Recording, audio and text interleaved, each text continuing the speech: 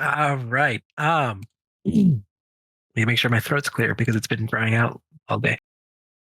I'll bite my tongue on that one. Continue.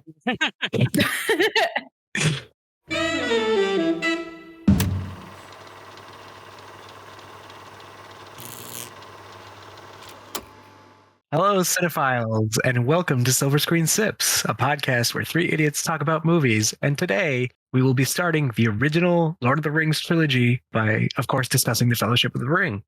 We have our very special guest here with us, a Mr. Danny Boyd, also known as CinemaStix on YouTube. How are you doing, Danny? I'm good. Thank you for having me.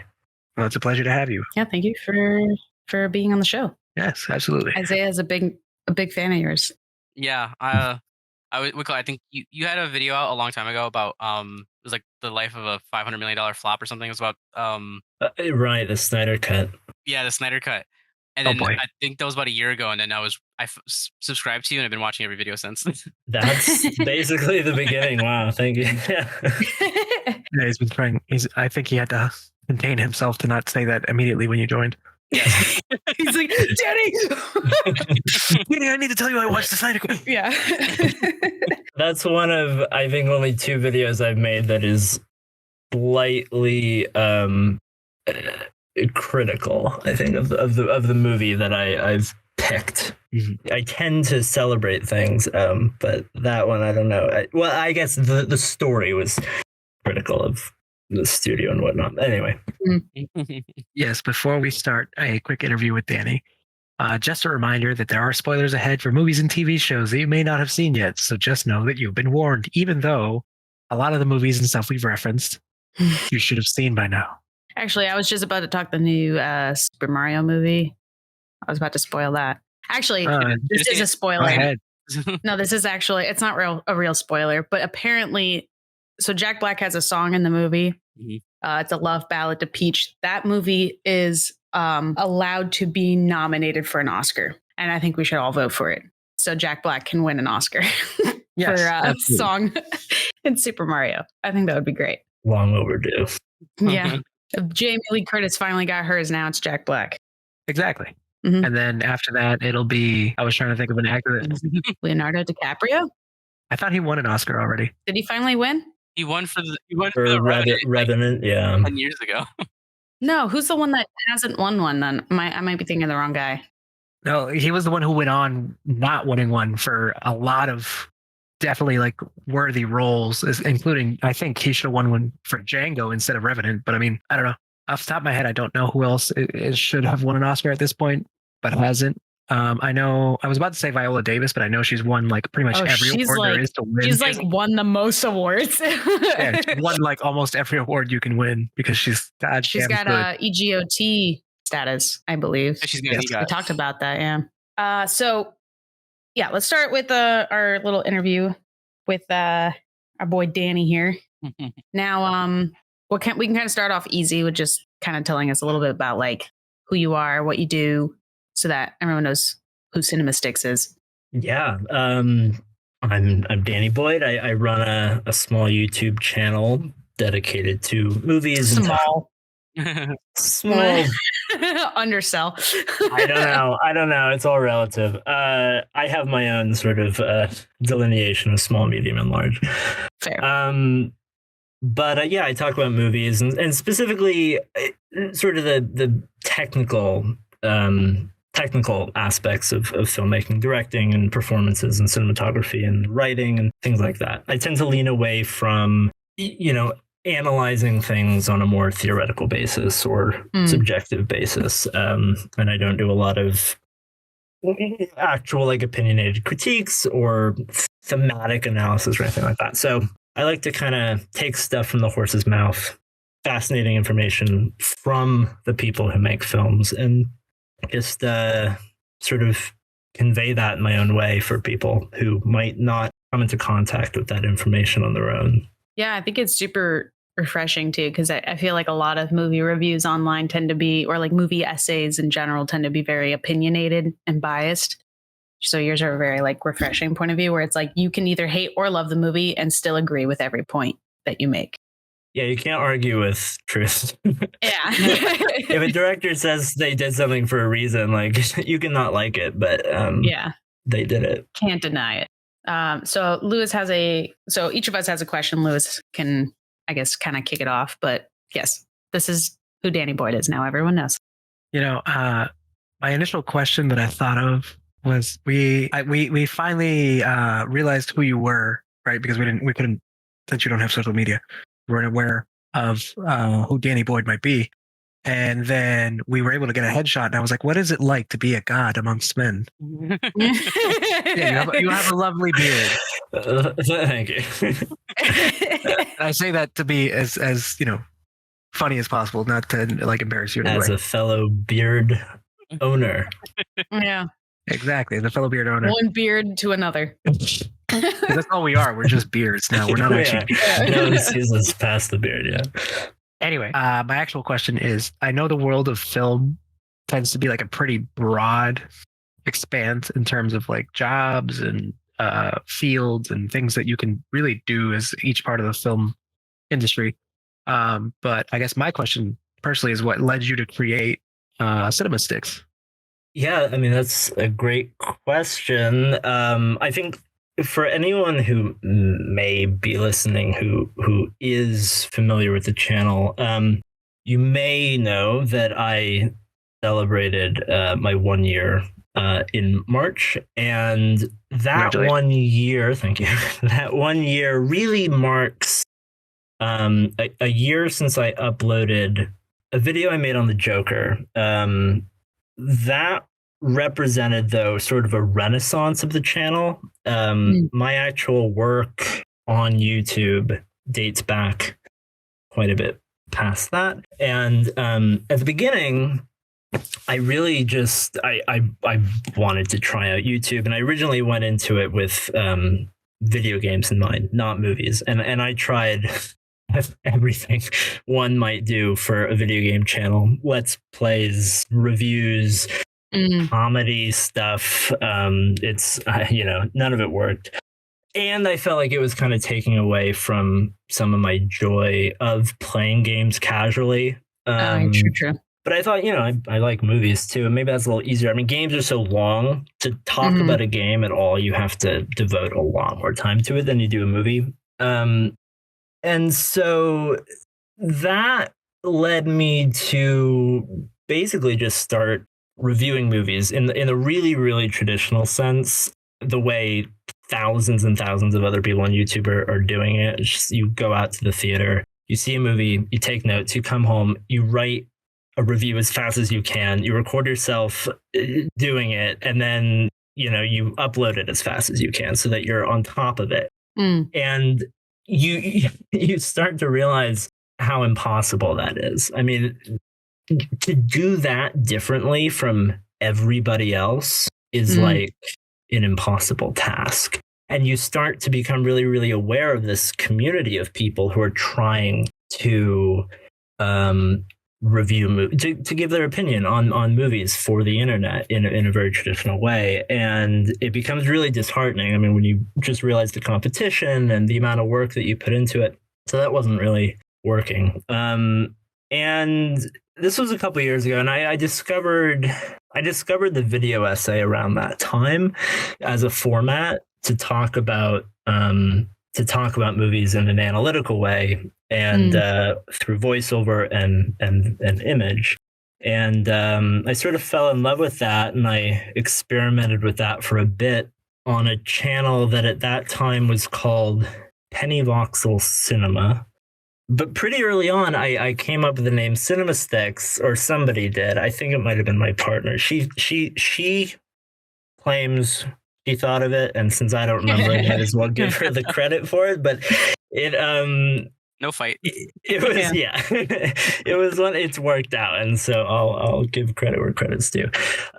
So anyway, I was like, I have a name now. I have to really do this, and so I started making video essays, and I like a lot of people was heavily influenced by the Nerd Writer, who for anyone who isn't familiar listening, unsubscribed. sort of the granddaddy of video essayists on YouTube. And that meant like, okay, what he does works, which means I need to do what he does. And that means like editing like him, using graphics like him, speaking like him, all those things. And it helped me learn a lot of skills in terms of editing and putting it all together. But I definitely started to feel like this isn't me. This is not, an authentic sort of exploration of what I am enjoying talking about. I just am imitating somebody because I know that works. And I would get a lot of comments, from people being like, why does everyone sound the same when they're making video essays? I'm like, well, I don't know, because everyone's inspired by the same person. And so that was hard. And I needed to kind of experiment a little and try new things. And I had some success and some failure. And so that was a channel it was the same physical channel as I have now. And it was called CinemaStix. And I learned a lot and tried a lot and created a lot and failed a lot. And I got to a point where I was really fatigued and really needed to reevaluate everything. And so I was like, I need a kind of soft relaunch, and I rebranded the channel to just Danny Boyd, and everyone was confused. everyone was confused, and it did not help. And then so that led me to another period of like, what am I doing, and how can I get back on track? So I abandoned the channel, and I started a whole new channel called Filmcraft, and I continued to make essays. Continued to practice, really, I should say. I mean, that's what all that period of time was. It was me really figuring stuff out. And then again, I had some successes and some failures, and it wasn't really going the way I wanted. And I was about ready to give up entirely. And a friend of mine who had been really kind of my guiding angel through all of it, and who had helped me with some scripts throughout that time, he was like, okay, give up if you really want to, but before you do, I think you should just go back to the original channel and just put something there. You've got a few people still subscribed. One of them being Isaiah. This probably predated that, but just shortly before that Snyder video, really. This is a little over a year ago, and I was like, okay, I will. I might as well, as long as I'm gonna like give up. So I went back to what was Danny Boyd, and I switched it back to CinemaStix. I took everything off. I deleted every video I had on there. And I started over, and that was a year ago. And that was, I don't know, that's what it took. From that point on, it all just kind of went as one would hope. And I've completely lost your question. But that's sort of the long and short of the journey to how I got here. Okay. One thing I wanted to say, though, because you asked your question, now that I remember, you're specifically like, there's so many fields that can bring you in to doing this kind of thing on YouTube.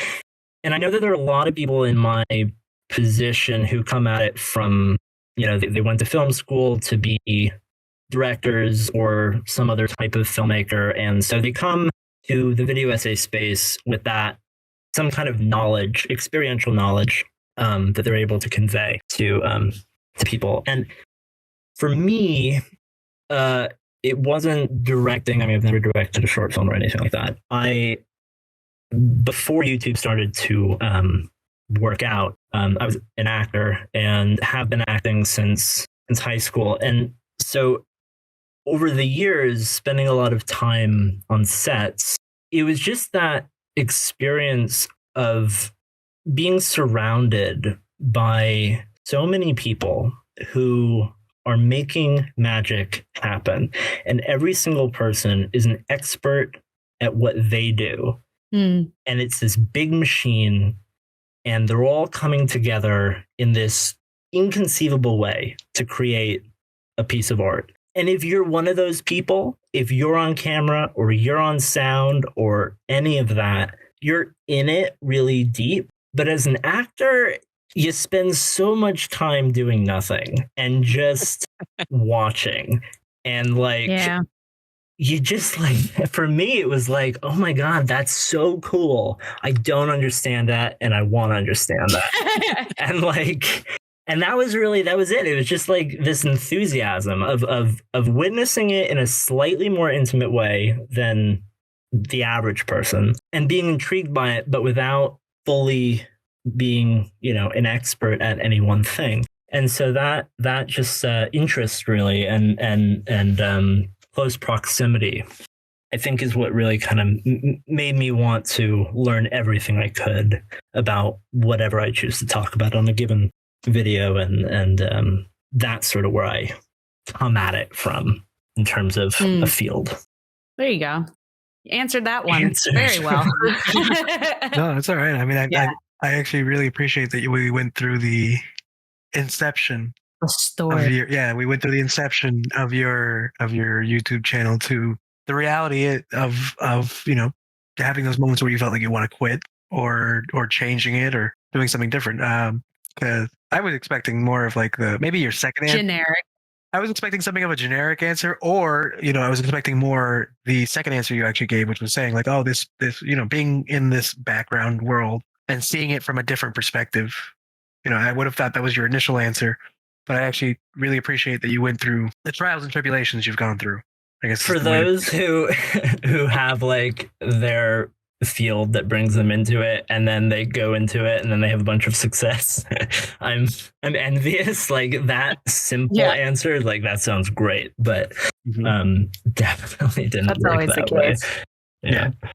But that's I think a case for a lot of people, and especially in like the film industry, even in like the medical industry too, because you'll go in thinking, oh, this is what I want to do in this industry, and then you learn about 7 other opportunities, and you're like, oh shit, now I got to rethink everything. Not even just that, you also learn about like what it is, what you always dreamed of. You learned what it actually is. Oh my God. Right? Yes, and you're like, wow, this sucks. My partner is in nursing school right now, and she loves everything that she's learning and engaging with. Mm-hmm. Yeah. But everything she says to me that she has to do that I never considered as a nurse, I'm like, oh my God, that is one more reason why I could never do that. Yeah. Yep.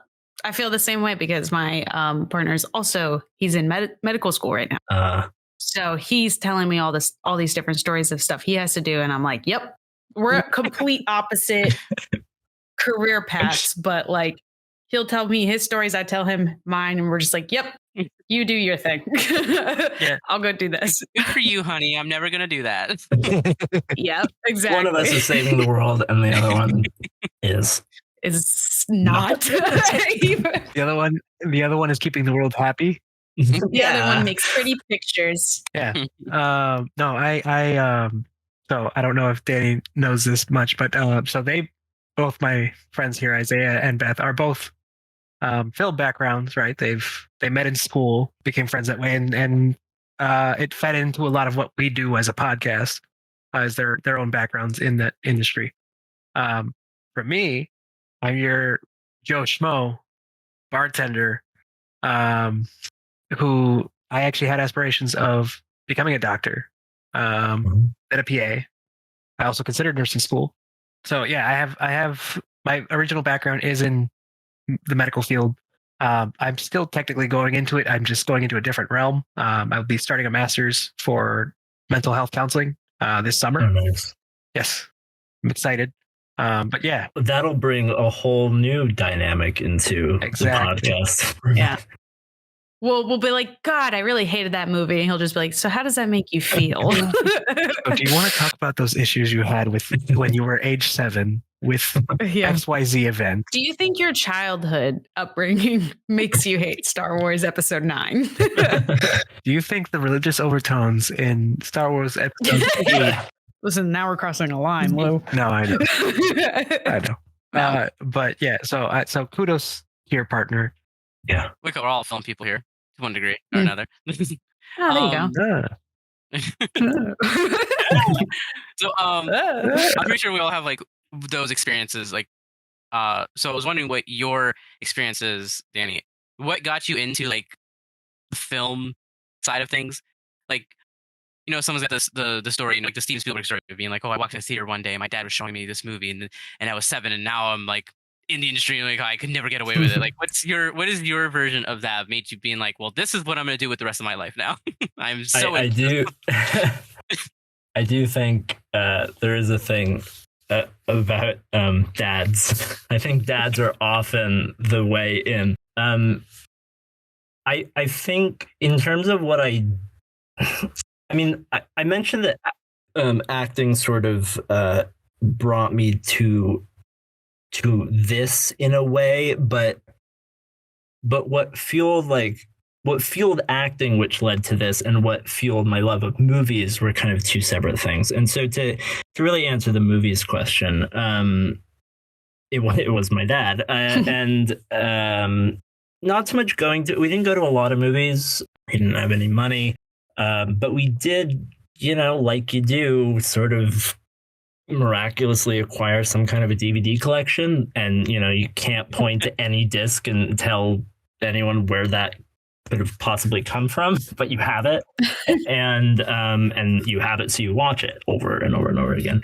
And I think that really, the movie that really, really broke me into loving movies is As It Happens. Steven Spielberg? Of course, that was probably like number 2 and 3, but it's Fellowship of the Ring. That was that was the movie. I'm sure I'll talk more about feelings about it as we get further into discussion of the movie itself. But it was one of those DVDs that we had and that I watched endlessly and it made me realize what was possible. So what are the odds? Yeah. It is an incredible movie, like an incredible feat just alone in the filmmaking industry. Just all it took just to create like half of the practical effects and stuff. Yeah. Number of people who had to believe in it, making it happen. Oh yeah. It's funny. For sure. We'll get into some of that stuff later on, but oh boy. Yeah, we call it. But I appreciate your answer because that is kind of how I fell into it too. Of just some, as the years went on, suddenly the DVD collection would just get bigger. So every time you went to Walmart, the bargain bin would just slowly deplete. So suddenly, like it was all in your house. And so I would call it. Back in the day, you DVDs, they would have like the special features section, right? And I didn't have like a video game console at the time, a long time ago. So, and if I did, it was like a PlayStation 2, and it was only like really old school Star Wars games that I didn't touch. But when every time we were done with the movie, me and my mom would always watch the special features on all of them. And so so it's not a 2-hour movie. No, it's a 3-hour. It's a 2-hour movie plus the documentary or whatever. you get your money's worth. Yeah, especially on Lord of the Rings. Oh man. Yeah, it's like, oh my god, it's like 3 hours. And that's just the DVD. Like I eventually went back and I bought the Blu-ray box set of the extended editions and I don't remember now. There's something like 72 hours of behind the scenes between just all the discs they throw on there. Something crazy, something like that. Woo. And so wow. It's worth. Did you watch all that, Isaiah? No, I did not. I did not have enough time to spend 72 hours. That's part of your job, man. No, part of the reason I make videos about movies I love. Like generally that's how and Lord of the Rings, I don't even know where to begin. Like it's all been covered, whether by people on the internet or just on those documentaries that have been made. It's like that's everything I want to say. Just go watch that because it's just have a video of a bunch of links to the videos they can go watch. Commentary of the commentary. That kind of actually what you just said about how like you discuss movies you like, that kind of ties into my question actually. Because I was curious about, because I was kind of scrolling just through like your whole list just to see if there was any kind of theme, and it seems like it's a pretty wide genre, collection of genres. So I was curious what your like thought process behind like what movie you're going to take, and not only that, but like what your essay is going to be about for that film. Yeah. I can tell you that during my trial and error years on YouTube, it was largely, okay, what will be successful? Will a pop culture channel be successful? All right, I'll make a ton of videos on pop culture. And then I'm like, well, I don't really love doing this over and over and over again. And I picked something else that I thought would be successful. And the same sort of thing would happen. I would feel, shoehorned into a thing, and it would limit what I could say. And I think if you make, there's good specificity and there's bad specificity on YouTube in terms of like finding your niche. I mean, you do want to stand out and you do want to be the best at a thing, but trends come and go. And so if you lock yourself in to certain things and your audience changes what they care about, that's a problem. So my goal, sort of my non-goal, anti-goal in this rebirth of the channel was just like, forget all that. I'm a person and I love movies. Chances are there are other people out there who are similar enough to me that they like maybe 80% of those same movies, just because we're humans. Tends to happen. It tends to happen. Yeah. Like, just because, a person can like the newest Marvel movie and some relatively obscure indie movie.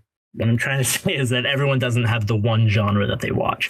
And so my hope was that, well, if I just talk about what I like, then I'll attract people who like those things too. And I think it's working. I mean, if I feel compelled to talk about The Godfather one week, I will. And if I feel compelled to talk about, I've got a video coming out in a couple weeks on The Iron Giant, and that is a nostalgia movie for me. It's just something that I loved as a kid, and I hope that there are other people out there that loved it as a kid. So I don't worry about whether I think something will appeal to a lot of people. I mean, I do try and keep some kind of a balance between like popular movies and everything I talk about is pretty much a classic. I don't talk about a lot about new stuff at all. I like to wait a couple years to see if something actually stands the test of even a little bit of time. Because if it doesn't, then that video just becomes obsolete. So yeah, it's just whatever I have a long list of movies I love. And so if I need a topic, I think of a movie that I know I'm going to want to cover at some point eventually anyway. And I go and I learn everything there is to know about that movie. And then I pick a story or an element of it that I think is worth talking about, basically. Okay. Yeah. I make what I want to make, and then I worry about finding the audience afterwards, basically, instead of before, and marketing. I think that's a good way to go about it, though, because if you go with the intention of like, I am going to target a specific audience, 9 times out of 10, it's not going to work. Whereas you create what you want to create, and then you basically make your own audience. Yeah, and you know that you don't have to kind of like what's the word? Pander. Yeah, pander to their liking. You can just, what you make is what they're like. If you start making promises, then you have to hold yourself to those promises. And if people build up expectations for what they're going to see, and then if you don't deliver on that, it's a problem. But if everyone's a little uncertain, then and they just trust that you care about what you do and that what you make is generally interesting, then it doesn't matter what what the topic is. I try not to spoil movies either or rely on people having seen them. So if I can build up a sense of trust that if I talk about something, it's because the information is interesting rather than I don't want people to only watch something because they think they know the movie and they like the movie, so they'll like the video. Yeah, that's a fair point. Well, I think that covers all of our questions that we kind of had for you. I think the listeners now kind of have a good understanding of, what you do, who you are, and even more in depth. Your creation. I actually have one. I just thought of something. I'm sure you just as a little side thing.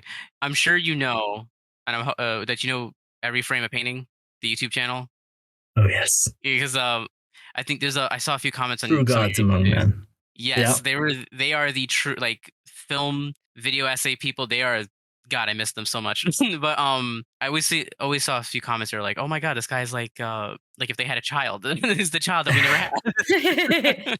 I know. I get those comments frequently, and that is the sweetest thing somebody can say. And it's interesting because when I was I'll go ahead and say I was imitating the Nerd Writer back in the day, early on. The comments were negative. I mean, they were. Why does it, why are you copying other, somebody else? But when Every Frame of Painting gets mentioned, it's always loving, and it's always some sort of spiritual thing. I mean, and I don't know exactly what sort of drives that comment specifically, but I feel very blessed to be able to even throw a couple ounces of dirt into that hole that has been left. I mean, it's just like there is this just vacuum in YouTube after those guys retired, and no one has filled it, and I don't know that anyone can. No, you're right. Gods amongst men. Yeah. Best way to put it. May they rest in peace. Yeah.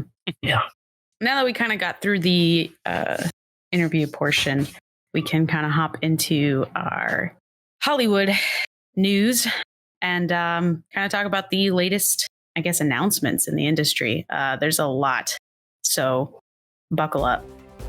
Or this week in Hollywood. There you go. That's it. That's what I was hoping for. Good job. Great. So smooth. Anyway. Okay, Isaiah, why don't you take it away? Okay. Sports. First new headlines, not about sports.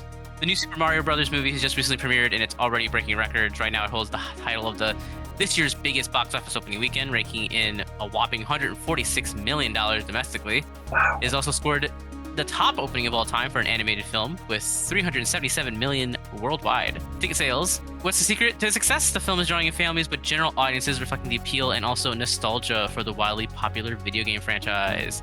Good on you, Nintendo. Dude, when I read that, I was like, no fucking way. There is no, I've heard nothing but good reviews, but I'm honestly surprised because, going into it, there was so much, I guess, controversy and kind of hate behind a lot of the casting issues and stuff like that. Mario. Yeah, but now it seems like now that it's out and everyone's seen it, they're like, you know what? That actually wasn't that bad. So now it makes me have to now I gotta go see it. They're like, you know what? Jack Black deserves an Oscar. It does. I think that's the name of today's episode. Write that down, Isaiah. Write that down. That man Oscar. Jack Black deserves an Oscar. You said 337 million or something? 377 million. So yeah, 377 million worldwide So far. ticket sales. So far. Not opening weekend, but so far. Yeah. It's crazy. I'm working on this video about the first Iron Man movie, and I have a point about how crazy it was that it made $500 million, which was crazy, but a Mario movie, almost surpassing that in a couple Making weeks. it, Yeah. I think too, Iron Man, at the time it was crazy, but then you got this huge wave of Marvel movies that came after that. Yeah, it's just set a precedent. Okay, Lewis, what do you got? Keanu Reeves is teaming up with Jonah Hill for an upcoming film titled Outcome. That's interesting. The new Apple Studios film has been co-written by Jonah Hill himself along with Ezra Woods. Hill will also direct the feature, which is described as a dark comedy Hollywood story. Outcome will reportedly tell the story of Reef, who is played by Keanu Reeves. Reef is set to be a damaged Hollywood actor who faces a crisis in his career and must confront his past as a result. We'll keep you updated as we find out more. So crazy crossover episode. Sure. But now, Beth, with the weather. This is a doozy, so get ready. So, Star Wars Celebration, okay? they announced lots of upcoming events for the Lucasfilm franchise. So you can, of course, check out all the announcements if you just literally look online. There's so many articles on this. But for now, we would like to fill you in on perhaps the biggest news to come out of the event, which I'm sure all of you guys already know. A new UCS X-Wing. Yeah, that's it. That's the one.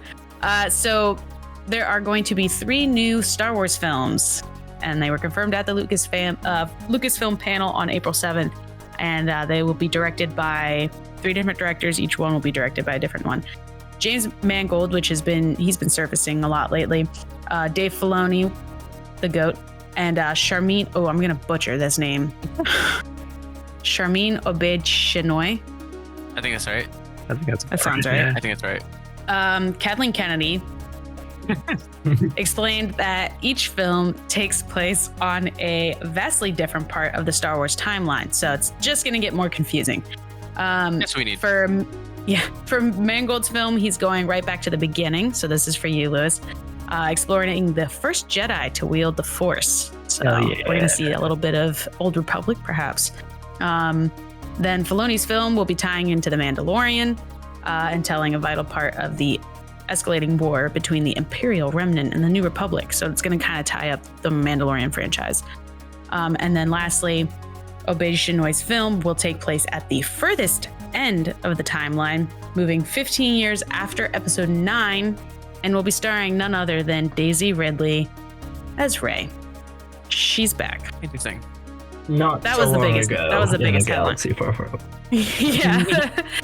I when I saw that, I was honestly surprised that she wanted to come back because she got so much hate for being Rey. So I was just surprised that she was willing to come back and take that challenge on. So I mean, good for her.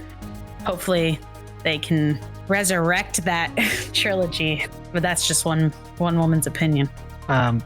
Two things to throw in. For those who don't know, I've said it at least once on this podcast, but Knights of the Old Republic, that and just the Old Republic universe in general, is actually one of my favorite extended universe type situations. I know they're technically making it canon now, but that's for Beth's reference on that first film. Yeah. The second film, I'm excited in a different sense because they're bringing, from my understanding of it, the new Imperial Remnant is Admiral Thrawn. Mm-hmm. So bringing that to the cinematic universe is also going to be very. Oh, he's already been like I don't know if you saw the Ahsoka trailer. No, I know, but I'm saying he's been cast already, and then he's been shown in the animated series for Rebels, I think is what it was. Yeah, he's in there. So it's just to see like Thrawn like on not just on TV screens streaming everywhere, but like the big screen for whatever story they decided to pull with that. Which, knowing Dave Filoni, it's going to be pretty cool, I hope. But actually, no, Dave Filoni is not doing it. James Mangold. Oh. Yeah. Wait, which one is Filoni doing? The other one? He's doing the Mandalorian related one. Well, so, when it said Imperial Remnant, that's why I thought of Thrawn. Yeah, no, I'm actually, another thing they announced was the Ahsoka, and I knew it was coming, but like they released the trailer and stuff. It actually looks pretty good. Yeah. I'm looking forward to it. Okay, but where is my Imperial Starship zombie virus movie? I want it. I saw the book a long time ago. It was part of the Star Wars Extended Universe, and then they retconned it, and I want that movie now. I totally forgot about that. I will always talk about it. Anyway. Yeah, we could talk about Star Wars all day, so let's keep going. Next, Maxine, the third film in the X horror series, has set cast that will join a franchise starring Mia Goth, Elizabeth Debicki, Moses Sumney, Michelle Monaghan, Bobby Cannavale, Lily Collins, Halsey, Juan Carlos, Halsey, Juan Carlo Esposito, and Kevin Bacon. What the hell? What is this cast? Are set to feature that will start shooting this month in Los Angeles. A24 is behind the new film with Jacob Jaffe, Ty West, Mia Goth, Kevin Turin, and Harrison Price acting as producers. Ty West is writing and directing the sequel as well. I believe he did the other two as well. I haven't seen either one. I have some friends who love Mia Goth, Oh my God. Shout out to them. I also have not seen any of them, but I've been told that they're really good. And if A24 is behind the new one, I mean, for the most part, they've produced amazing films. Like, they're one of my favorite production companies or production houses, but not quite sure what they're about, so I'd kind of have to look into it. But yeah, Halsey? Can we just talk about Halsey for a sec? Lewis, aren't you a huge fan? My girlfriend's a huge fan. He's like, don't out me like that. Jeez. I'm a moderate fan. My girlfriend's a huge fan. It's very exciting to see that Halsey's doing Acting. Yeah, honestly, anything really, but because she's been doing really well before. Honestly. All right. Well, no, I'm saying so. Like, she's done an awesome world tour and spoken out a lot about a bunch of things and been featured for a bunch of unique like photo shoots and stuff like that. She, as far as I know, has a book she wrote. Can't remember the title right now. Halsey wrote a book? Or it was either like a photography book or it was a book that she wrote on her own life. Have you seen any of the horror movies or no? No. Danny? They're sort of on my list because I included a piece of one in a recent video and it kind of got me thinking about them, but I haven't seen them. All right, well, I guess all of us need to see it. Yeah. It's about a serial killer? It's Sure. I mean, Is that what you said? I thought that's what you said. I think in the most basic of layman's terms you can get. Okay. Well, we'll see then. Lewis, what's the next headline? Ben Affleck's fifth directorial outing. Dick. That's what you said. So That is- professional. Sorry. Ben Affleck's fifth time being a director for a film There you go. is a movie called Air, which is now out in theaters, and it tells the origin story of Air Jordans. Apparently, it stars Matt Damon, Viola Davis, Marlon Wayans, and many more. I'm assuming top-notch stars. The new film has pulled in $14.4 million in its first 3-day weekend at the domestic box office. The film has received raving reviews as it currently sits at a 92% critic score on Rotten Tomatoes, with the audience score being even higher at 98%. Wow. Check it out That's while pretty it's good. still in theaters. I have heard it is good. It's not my kind of a movie. It seems like a dude movie, but Dude, that's just I have no interest in the business side of a shoe company. But who knows? But for our last headline, we'll kind of wrap it up with a biopic that is currently in the works. It's going to be about the life of Bob Dylan, and it'll be featuring none other than Timothée Chalamet as Bob Dylan, which, hear me out, I looked side by side. They're pretty uncanny how similar they look. And who knows, maybe he'll do a good job. So the movie is going to be titled A Complete Unknown, and it is expected to be, they're expected to start filming in August. And James Mangold, yes, the same guy from our previous headline, that's directing the Star Wars movie. Also, he's directing Dial of Destiny, so he's making moves in the industry. Man, this man's got so many jobs.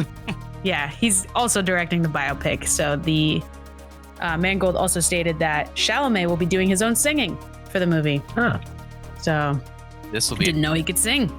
And Bob Dylan has a very, very unique voice. Don't know if you've listened to any of his music. So I'm curious how that's We'll going to find go. out. I do like watching biopics though, so I'll probably end up seeing this one. Hell yeah. But yeah, that concludes This Week in Hollywood, and you can find all of our sources cited in our Discord channel. I just wanted. Oh, sorry. Oh, no, go for it. I was listening to the episode you all did with Ben from Center Row, and Oh, yeah. I got a lot of news from that This Week in Hollywood. One of the things that was mentioned was the fact that Return of the King is in theaters. It is. And I listened to that episode a little too late because I went on to buy tickets and there were no tickets. Oh, man. bad. I hope someone was able to get tickets with that news. That's the only thing that kind of sucks about our news segment is that we're like a week behind because we record on Tuesdays, but we don't upload until Monday. So like I try to find the most up-to-date headlines so that it's somewhat new. So at least you didn't know about it, but you knew too late. So kind of a win-lose there. There was a seat in the back. One seat in the back. I wasn't. Nah. Yeah, not worth it. No. Yeah, I saw that they're also bringing back Star Wars in theaters too for the originals. I forget which one. Return of the Jedi. Yeah, that's right. I'll get right on that. Yes. So you got up to date. You don't have to hear about this in a week. Anyways, Lewis, what do you have for us to drink today? Get me drunk. First, we're going to have an honorable mention of these. Oh, that's not what I meant to tag. Okay. Second honorable mention. Second honorable. It's okay. There is a bar. This article is the Daily Record. It's from 2022, but still, there's a bar in Edinburgh, Scotland, called the Cocktail Geeks, and they do a bunch of different themes. At the time of the article, they were doing themes. The theme was Lord of the Rings, and all of their drinks, all of their food, everything else like that was based on recipes from Lord of the Rings. Ooh. It was pretty cool. And now onto our actual drink, which I found on a website called The Fellowship of the Drink. Nice. It's a nice. It's a drink blog specifically tailored towards Lord of the Rings. Awesome. And they crafted 9 cocktails to symbolize each member of the Fellowship and so on. The one I chose for today's episode is called The Time That Is Given Us, in reference to Gandalf the Grey. Let me post a picture here in the chat for you guys. So the drink is called The Time That Is Given Us, quoting Gandalf. Imagine ordering that at a bar. Can you give me the time? Yeah. Can you give me the time that is given us? Okay. Looks a little, what is that? A pine tree in it? No, it's behind it for. Oh, okay. I thought it was in the glass. I don't believe so. Sorry, I don't have my glasses on. We'll find out shortly. Oh, there is a sprig. There is a fresh garnish of pine needles. Sorry, I didn't. Okay. I hadn't read that particular ingredient. We don't have those here. We'll get them somehow. So the brief description they give on the website is about Gandalf the Grey. This wizard is the most amazing character of them all. He is persuasive, generous, and brave. He is the chess master. He keeps all the pieces moving and working toward the end. Gandalf is such a treasure. He is rare, lovely, and not to be trifled with.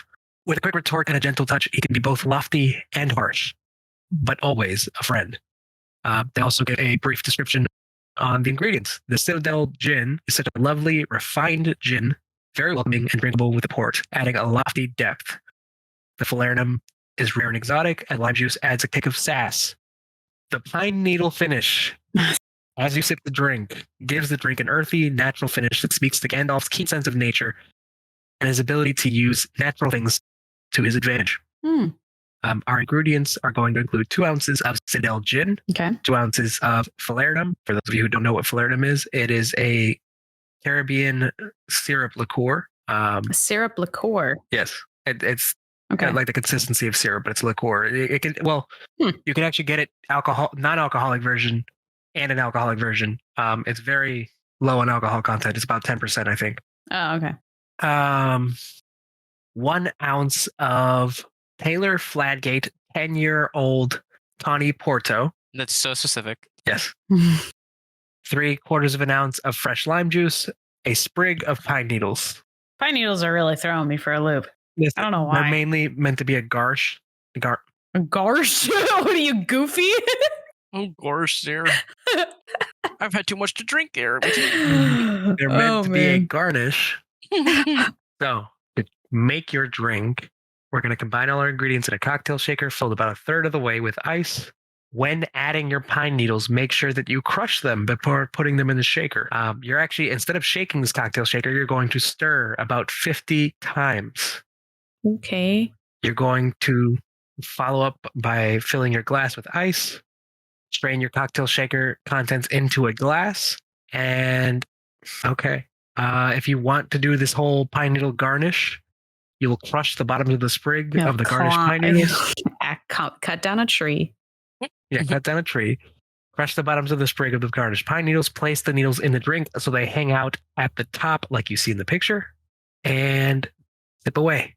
And then they have a quote here at the bottom. All we have to decide is what to do with the time that is given us. And already, Frodo, our time is beginning to look black. Gandalf in the Fellowship of the Ring. I don't know how I feel about this. Who wants to? Actually, Danny, why don't you go first since you are our guest? Okay. Tell us what you think of it and what you would rate it on like a scale of 1 to 5, just based off what you've heard.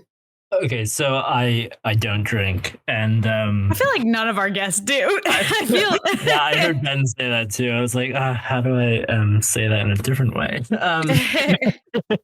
You're good. But to be honest, it sounds pretty intriguing. I mean, combining Lord of the Rings with alcohol creates intrigue, even for me. So I would score any alcoholic drink basically on theme alone, since I can't even comprehend what it might taste like. Fair. So I'd have to give it a 10 because it's Lord of the Rings. So on a scale of 1 to 5, 5. 10. Yeah, 5. No, he gives it a 10 anyway. He gives it a 10 out of 5. Isaiah, Lewis, do either of you guys want to go? Lewis, since you came up with the drink. Big shout out to the creativity. Definitely a unique drink with the pine needles. That definitely throws me for a loop as well. I've seen strange things in cocktails, but that one's like a saline solution. Yeah, it's like saline solution. I don't think we're ever going to forget that one. Oh, that reminds me, actually. We have a guest next week that would like to discuss how wrong we are about saline solution, I was told. So okay. They're gonna fight us on saline everyone solution? listening now, tune into that episode because I'm curious what's going to happen. Apparently we're wrong. Apparently saline solution is a good thing. So we'll see. But anyways, I digress. I'm going to give it a 4.5 only because the pine tree is just so odd. That's that half point right there. Mm-hmm. That's what I'm hearing. Yes. Okay. That's fair. It's also limiting because not everyone has access to pine trees, like you mentioned. We have palm trees. Is that enough? No. The same? Okay. I'm gonna have to agree with Lou. I'll give it a 4.5 out of 5. Is exactly for the same reason. It's the fucking pine needles. This is why. Yeah, it's weird too, because like if it was a mint leaf or even basil or thyme or any other kind of like garnish, I'd have no problem with it. But for some reason, the pine tree, I think it's because I'm saying pine tree and not pine needle. And I think that's what's throwing me off. But even pine needle it's just weird because I don't normally think of that as a garnish. But I'm going to give it a 4. That's fair.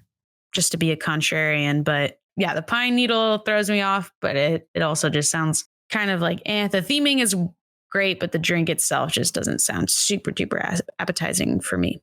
So I'm not a huge gin fan. So the next drink is the garnish going to be like a full log? Yes. Okay. That's the goal. But no, that about wraps up our Big Booze, Big Brews. I'm also going to take a moment to say a quick shout out to our sponsor, everyone's favorite sponsor, really. But we'd like to take a moment to thank the sponsor of today's episode, Shaker and Spoon, the monthly subscription service that gives you bar quality recipes and ingredients designed by award-winning mixologists. Shaker and Spoon will be revealing their April box very soon, and we can't wait to see what they have in store after March's Vodka Brunch Box 2, which featured some great cocktails revolving around, you guessed it, vodka. Wow. If you'd like your very own subscription, head on over to shakerandspoon.com and use our promo code SIPS10, that's SIPS 10, to get $10 off your first subscription. Again, that's promo code SIPS10, SIPS 10, to get $10 off. Thank you for the pointing. That really helped for the people who cannot see us. So let's hop into my question of the day. So this one's more of a debate that I want. Well, yes, a little bit of a debate here. So this is where the Star Wars comes into play. Now, Christopher Lee, right? He's in Lord of the Rings, but he's also in Star Wars. So my question for you guys is, who do you think he played better, Count Dooku or Saruman? It feels like a trick question. There it is, yeah. It feels like a trick question, but all right. So I'll chime something in here as a personal feeling towards this. If I'm not mistaken, Lee also voiced the animated Dooku. Is that correct? I believe so. Isaiah Actually, no. I don't know. Isaiah can fact check me to be sure. If it is the case that he did, then I feel like it's not a fair portrayal, or it's not a fair question to say that we only saw Lee's Dooku on screen for about a movie and a half, and versus I would say Saruman's about the same amount, though. No, Saruman's been but Saruman got featured in The Hobbit as well as the new trilogy. Versus Dooku, you watch a couple conversations, 2 fights, and he dies. Yeah, that's a fair point. And they don't go into the full story of who Dooku was. Versus like in the animated series, they kind of flesh out a little bit more about Dooku's background and him training apprentices and so on. So you are saying it is not Christopher Lee in Clone Wars. Not Christopher Lee? Oh, okay. So then that changes everything. It is a man named Corey Burton. Oh, he sounds just like Christopher Lee, so kudos to him. I just don't think it's a fair question. Really? All right. Does anyone else have any answer to your question is that you're wrong. Yeah. Just like you are about the saline solution. Yeah. We were all wrong. I'd like to hear what Danny has to say. Yeah. I have to go with Lord of the Rings. I mean, I don't know if it's just because those movies were coming out. Star Wars was a little bit behind Lord of the Rings, and so I'd probably seen the first 2 Lord of the Rings movies, 500 times before Attack of the Clones came out, and so he was. I mean, that was still at a time in my life when I wasn't linking names of actors to characters, but that face was Saruman, and then when Star Wars came out, Dooku was Saruman. I mean, it was just like I watched him and I went, oh, "Hey, that's the bad guy from Lord of the Rings." And so, and then it was only after that I really, fully understood what I was seeing. And so I think just because of sort of the sequence of events, it's hard to not just say Saruman for me. That's fair. That's fair. It's a good point. Isaiah, what do you think? I think I'm gonna go with Saruman because I think the character is more fleshed out than it is in Count Dooku. Like, if I know there's a lot more like backstory stuff. If Christopher Lee were actually do the Count Dooku stuff that was like in Clone Wars and it was like Count Dookie? Is that what you just said? No, Dooku. Oh, okay. I thought you said Count Dookie. Sorry. If he was to actually do it and it came out in live action and he did those parts, I think it would be a fleshed out character and I could see him. There's no person to replace Count Dooku. Like, even the animated characters, I see Christopher Lee. There's just no replacing that. But I think Saruman is the better written character because that was visually told that you could see, which I'll have an opinion on when we get to the third movie. I'm gonna say Count Dooku. Oh wow! Really? Okay, contrarian. Yes, to be the contrarian again. I just feel like not that I have. I mean, they're both. He plays both characters well, and I think both characters are well written. I think I grew up with Star Wars first, Lord of the Rings second. So I think I have a similar reasons as Danny, but just for the opposite character. Whereas like I grew up with Christopher Lee is Count Dooku, and then he was Saruman for me. So I guess I can just say ditto, but also not ditto. It's the best way to put that. We're lucky to have both. Yes, so. that I think is what we can come to terms with. Well, that was my question, or debating question. I don't know what the correct term is for that. Now, you've hinted, Isaiah, that you've got some interesting facts for us. So why don't you spit some facts? Yes, is fact time. Now, this first one's gonna be a doozy. I have quite a few. Now, obviously, as Danny had mentioned before, it's like 72 hours of behind the features for all this stuff. Yeah. So unless we wanted to be here for 16 hours trying to, go through it all, I chose some of the most interesting parts I could find, and some obviously I had to go with some of the people that were going to become actors and stuff like that. So I chose some of the more interesting ones that I thought everybody would enjoy. So let's start off with this one. Real life orc Harvey Weinstein was Oh, Lewis's microphone broke. That's how hard he was laughing.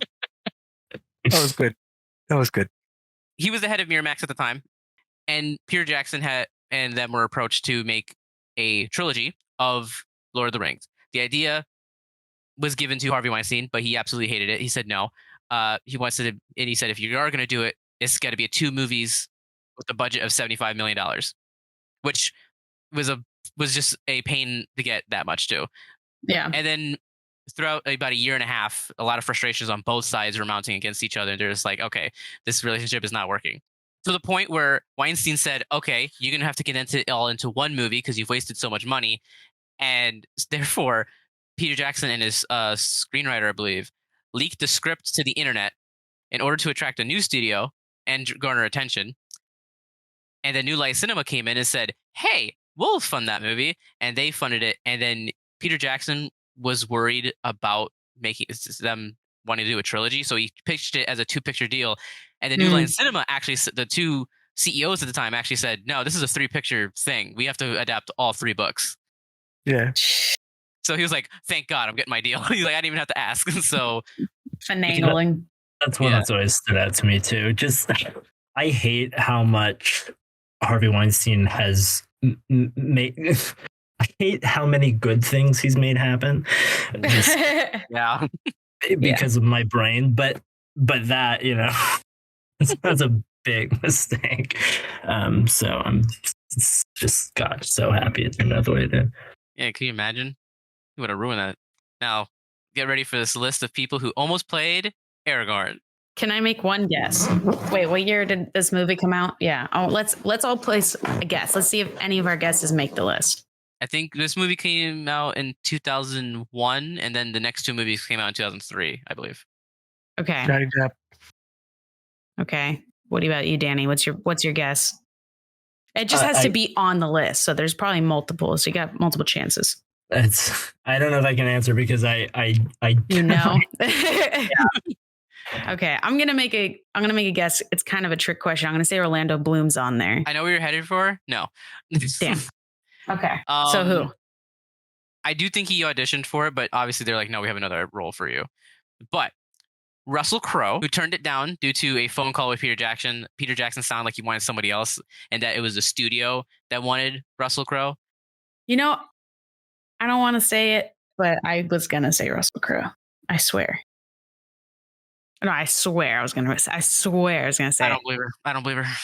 I'm sounding less and less convincing the more I say I swear, but I swear. I would visit the parallel universe where that happened. Yeah, I would too. And then our next person, everybody's wild and crazy actor, Nicolas Cage. What? No. The bees! Now, Nicolas Cage he was offered the role, and he turned it down. Therefore, if he had accepted it, we would have a universe with Nicolas Cage as Aragorn. He turned it down because he didn't want to be away from home for 3 years because they would be filming in New Zealand, and so he'd be away from his family. What a family man. Had he wanted to, we would have Nicolas Cage. Nicolas Cage is Aragorn. Yes. And then our third person is Daniel Day-Lewis, he doesn't want to be in big blockbusters, and so he was offered it multiple times, and he turned it down every time. So he just doesn't like being in giant, big movies. Yeah. It wasn't big yet. Yeah, I mean, with the whole story of how it got made, it doesn't seem any bigger than like a Spielberg movie, Yeah. That or whatever, like winking. Yeah. I guess for some reason, the way it was just portrayed was that it was trying to be a blockbuster, and he didn't want to be a part of that.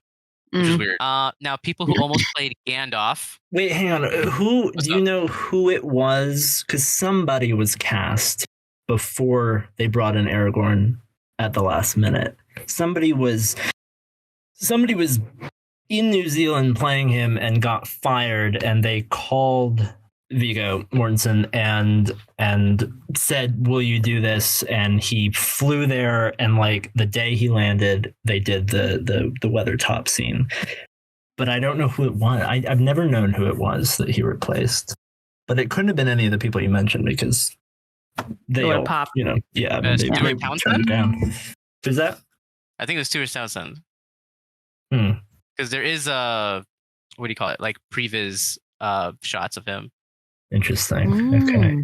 I always was curious. I need to look back again. I always mean to, but because Viggo Mortensen has a beard throughout the movie, and I don't think he typically wears one day to day. And so I think that scene, from what I recall, like it's just a little bit shorter than the rest of the movie. Like he hasn't quite grown into like the Aragorn, that he generally is. Anyway. Yes. Okay. He replaced Townsend, and he didn't inquire too much about it. He was part of the team. That's what they said about Viggo. He said, "I'm just here, and I'm going to replace him. I don't know what happened." I didn't know he replaced anyone. I always kind of thought of him as Aragorn. Yeah. Interesting. Another universe. Timeline splits. The multiverse exists. Now, people who almost played Gandalf include, which this is like the third time we've mentioned a giant franchise that Sean Connery has turned down because he didn't understand the script. This is the third franchise. It was like Star Wars, this one, and I'm pretty sure Harry Potter. Sean, he just doesn't go for anything remotely like nerdy or fantasy, it seems. It's just weird that each time it's not because he's not into it. It's no, he doesn't understand the script. Yeah. Like he read it and said, "I don't get this." What are midichlorians? I don't understand. Next person is Christopher Plummer, who said, "I don't know why I turned it down. I thought maybe 3 or 4 years in New Zealand. There are other countries I'd like to see before I croak." Who's Christopher Plummer? Like, what's he in? He's the guy who dies in Knives Out. He's the owner of the house. Oh, the old dude. The old guys, yes. Well, there's a lot of other roles of Christopher Plummer, who's an amazing actor, but that's the one I know best. I didn't know that was his name. Okay. Just was curious. Put a name to the face. And then Sam Neill, Patrick Stewart, and Christopher Lee had actually asked to become Gandalf. However, Ian McKellen... Wait, hold on. Patrick Let's Stewart? backtrack. You said Sam Neill. Yes. For Gandalf. Yes. Yeah, no. That's not happen. I'm glad that didn't happen. Okay, what about Patrick I love him, but not as... Yeah, I could see Patrick Stewart. Sir Patrick Stewart, to you. And then Christopher Lee, but Ian McKellen was already confirmed by the point that Lee had asked to have a meeting with Jackson. And so Jackson was like, "Actually, I have the perfect role for you." And he became Saruman. Now, I would like to include this one. It's only one person, but God, I'm so glad this universe does not exist. Someone who almost played Samwise Gamgee. James Corden.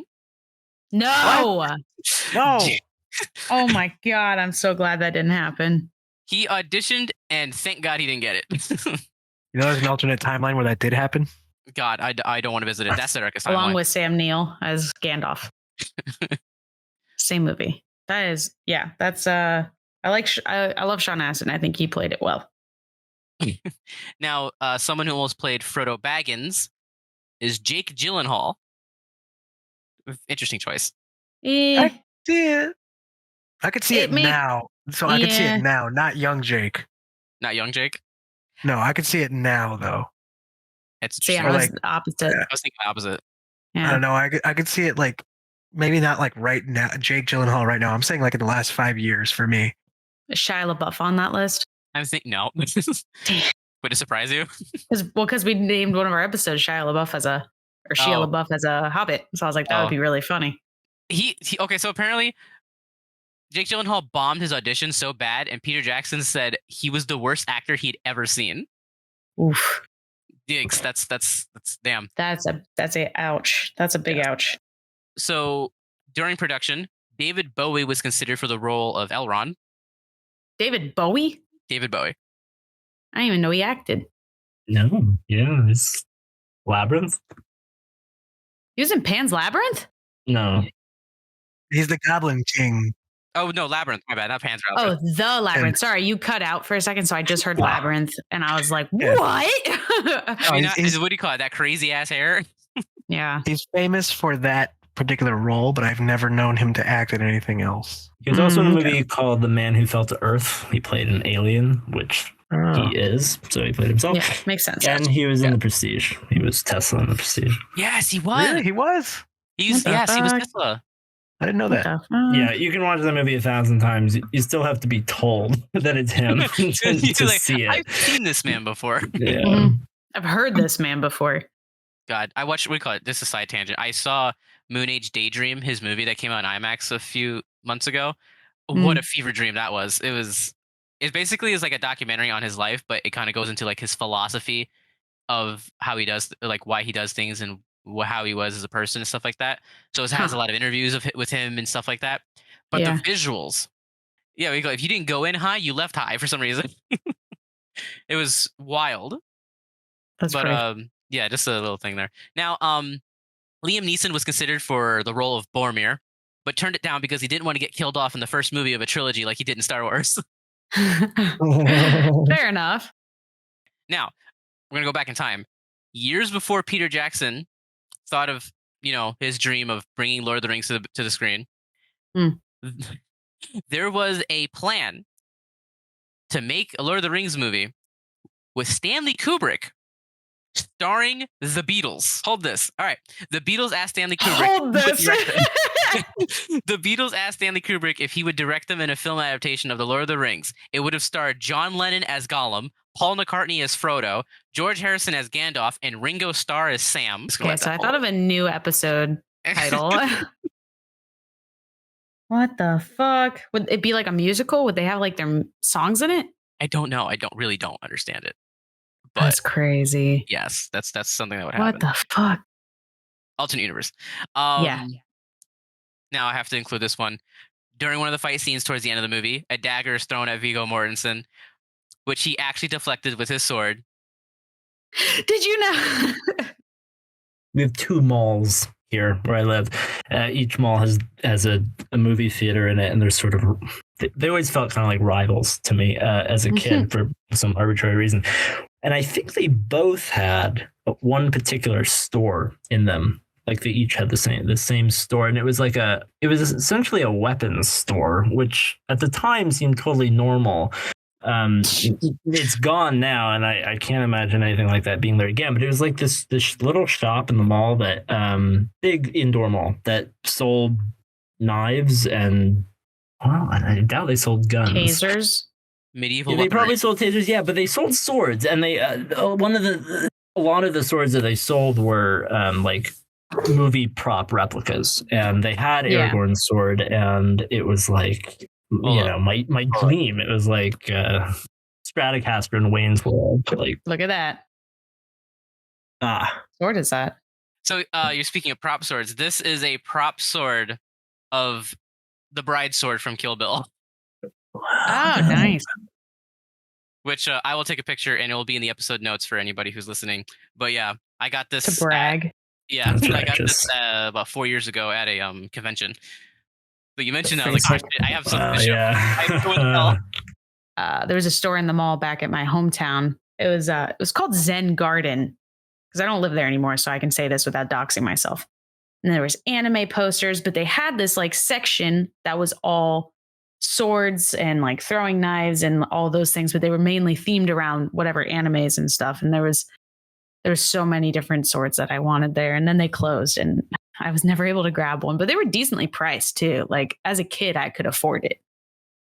I know. I often think about what my life would be like if I had been an adult in my childhood.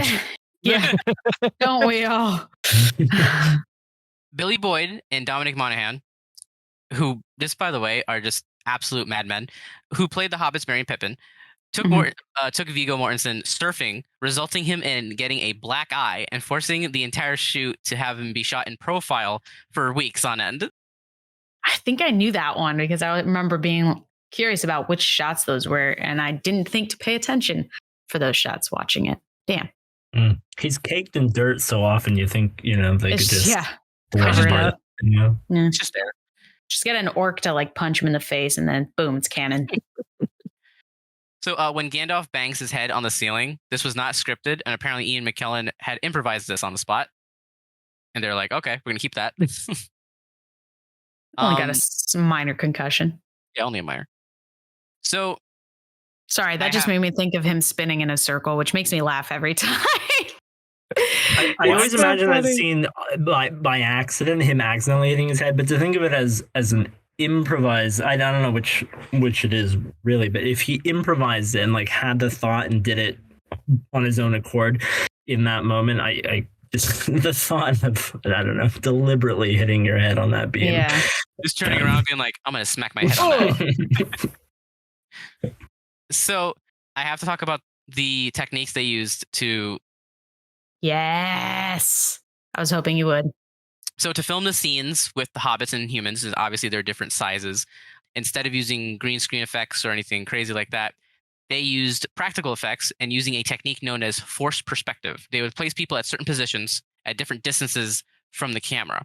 However, this works if in a still shot, right? If someone's further away, they look smaller, and someone's closer, looks like they're having a conversation when the camera's still. But once you move the camera, it ruins the illusion because you can see that they're far away or something's not matching up. So they had to build rigs, especially for like any talking conversations. They would build rigs, and the sets and the props all had to match up with the sizes of the people, and they would move with them in opposite directions. So if the camera was moving left, the person who is sitting down, who's supposed to be smaller, would be farther in the back, and they would be moving to the right. So the camera was always going in the opposite direction on a slider compared to its to the actor. That way, whenever the camera moved, they would always look like they're in the same position, but they would also be the same size. It's so freaking cool. It's so crazy. Yeah, because like there was one thing that they were talking about, like where Ian McKellen is looking at Frodo, right? And they're having a conversation. Like, yeah, Ian McKellen's like right in front of the camera, and then Frodo is like 10 feet in the back of the room, and then they're looking like straight ahead, and they're like trying to figure out where their eye lines are supposed to be, and the table is cut in half. Like there's a big chunk in the table that's cut in half, right? And then but the whole point is that the shot is supposed to have the camera move from left to right with the conversation as Frodo is sitting down. And so to have the size comparison, it's just weird to see the entire set of Ian McKellen sitting there with the camera next to him. And it's just slowly moving to the left. And then Ian McKellen is slowly moving to the right away. It's freaking awesome. As Frodo just like walks in the other corner. And the table itself is not like even attached to itself. And then they show the shot. And it's all like, oh, perfect. It just seamless. Looks right. It's amazing. Honestly, go like if anyone who's listening has not seen the behind the scenes for this movie, go watch it because it's fucking crazy how they do it. It's like, especially versus The Hobbit. Like it was such a nice refresher after watching The Hobbit. I was like, oh, this is right. This is how they should be made, is with like actual care and not just all CGI. But also rewatch those scenes in the house, knowing that even without behind the scenes footage, and the illusion does break a little bit with that knowledge, but in a fascinating way. I mean, you can see it, and you can see this just a little bit of like indirectness in the whole kind of thing, and it's really wild. It really is. The orcs in Isengard, they're actually played by the Weta workshop team who did the special effects on the movies. Nice. They had made 48,000 props for this movie. Yeah, they deserve to be in it. Yeah. Peter Jackson hates the Weinstein's brothers, obviously. Like, yeah. And he called them second-rate mafia bullies. He hated them before it was cool. Yeah. Now, I'm not 100% sure if this is true. I'm sure it is, though. When their names come up in the credits, the background picture is of two trolls. That's incredible. That has to be intentional too. Yeah, that has to be. For our final fact, and God, the story again. Dominic Monaghan and Billy Boyd are just absolute madmen. They're a great pair. Sean Bean has a fear of flying in helicopters, right? Okay. Therefore, Billy Boyd and Dominic Monaghan both convinced him to get on one. But before he got on it, they asked the pilot, "Can you show us what a helicopter can really do? Can you flip it over? How close can you get to that mountain?" Oh my God. To the result of there's video too. There's video of the helicopter ride, and it's hilarious because you see the helicopters going like just doing crazy things, and it's just Sean Bean is like dying in the back, and as a result, Sean Bean never got on a helicopter again. He would then when there was sets up in the mountains, he would take a ski lift up the mountain and then hike the rest of the way in his Boromir outfit. Wow! Imagine stumbling across that. I would be terrified. But yeah, never admit your fears. Yeah, no, and especially not to Billy Boyd or Dominic Monaghan. They will use it against you. And those are all our facts for today. Very good. Thank you. Wonderful. I was really hoping you would touch on the force perspective stuff because I find camera illusions and visual illusions like that super interesting and honestly hard to come by, obviously, nowadays. So I appreciate the attention that went towards it.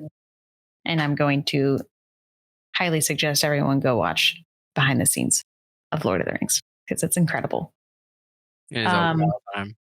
So now that we've dived into the making, it's time to actually talk about the film itself and kind of what we thought about it, and what we rate the first one of the trilogy. So, Danny, since you're our guest, you can go first, and remember to rate it 1 out of 5. No, you can rate it 10 if you want. Question. What? You can rate it 10 if you want. If you want, since you're the guest. The scale doesn't matter. It's the top number. I mean, So, Fellowship of the Ring, like I said, I mean, it was a movie that shaped me, and it entertained an enormous chunk of my childhood. I think we had the first two movies before the third one came out. The third one is the only one I got to see in theaters. I love these movies. I think to give them a score, I would have to think about them relative to each other. I think empirically, given what they do compared to so many other attempts at creating film and adapting stories to film, they're all masterpieces. So on a relative scale, so growing up, I mean, the first one was my favorite between the two because the third one hadn't come out yet. And it was Fellowship and Two Towers that I had on DVD. And at that time, if the extended versions existed, we didn't have them.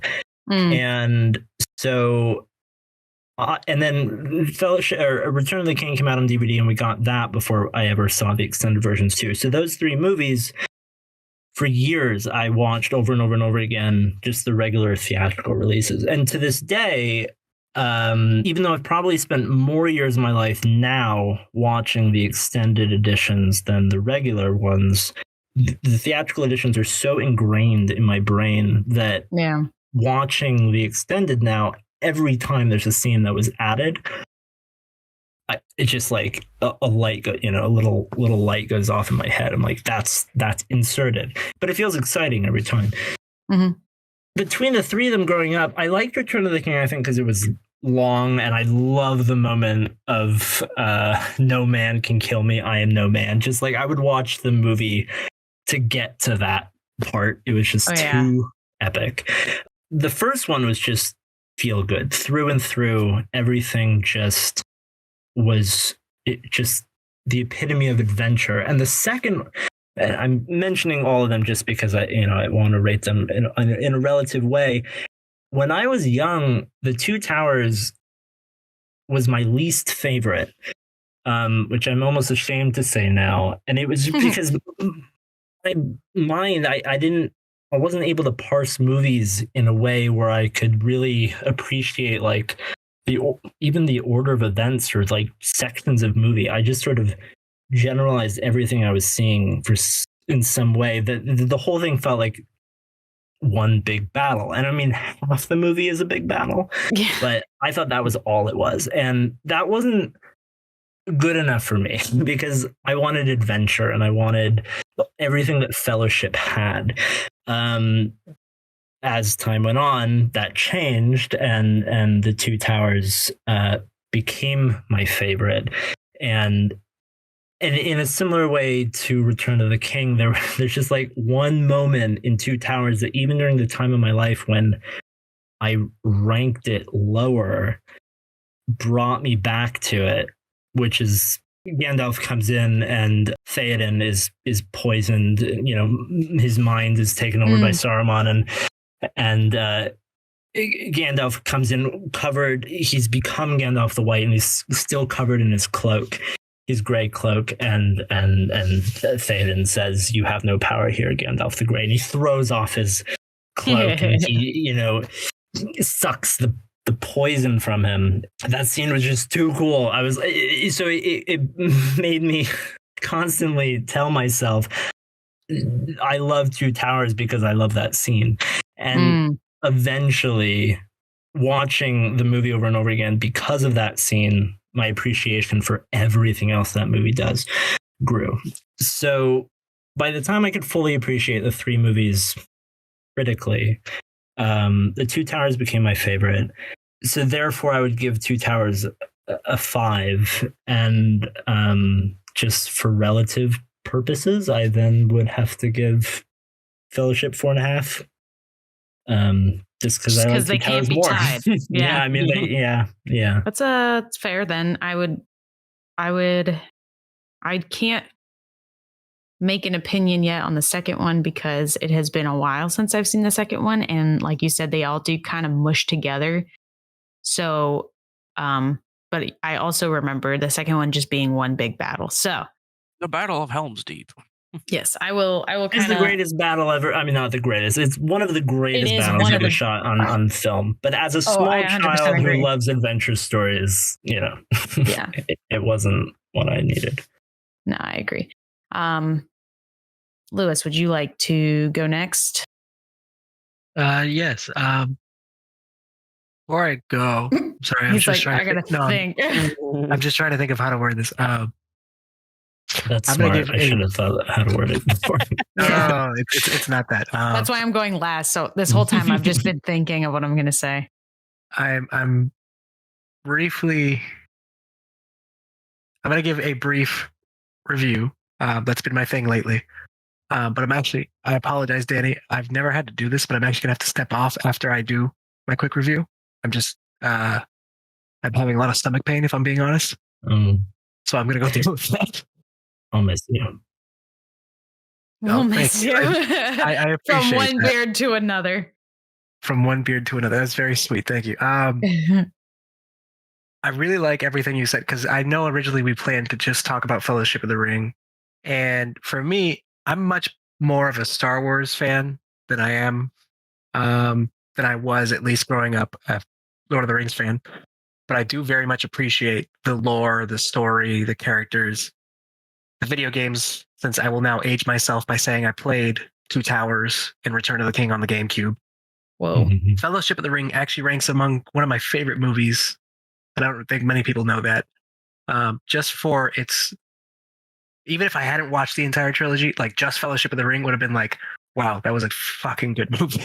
I would say, if we're not rating it based off the others, I would give it personally a 5. If we were going with the idea that Danny presented, I would agree with your 4.5 rating. Which do you have a higher? Oh, we'll talk about it in another episode. Never mind. That's okay. I was jumping the gun here. You're all lucky enough to be back in the future to talk about the other movies. I have to talk about them all now. Exactly. You can always just shoot us like an email and be like, so here's my full essay on what I thought of the others. We'll read it. So actually, forget your other guest. I'm going to be replacing them for the next two.